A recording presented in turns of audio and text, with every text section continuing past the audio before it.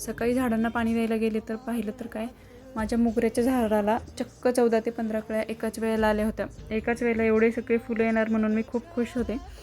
आणि त्यानंतर मग मी जेवण वगैरे आवरून घेतलं. तर जेवणामध्ये आज सिंपल चपाती आणि काळ्या वाटाण्याची भाजी होती.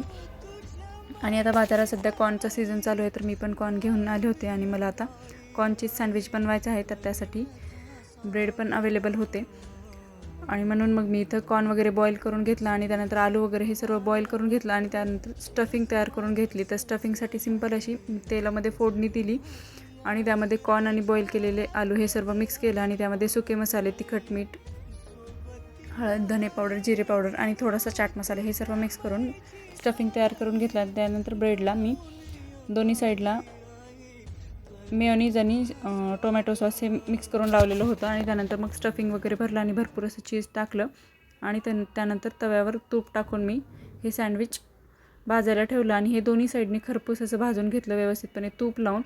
तर हे खायला एकदम टेस्टी लागतं. तर तुम्ही ही रेसिपी अजून ट्राय केली नसेल तर नक्की ट्राय करा आणि व्हिडिओ आवडला असेल तर लाईक, शेअर आणि चॅनलला सबस्क्राईब करायला विसरू नका. भेटूया नेक्स्ट ब्लॉगमध्ये. तोपर्यंत बाय.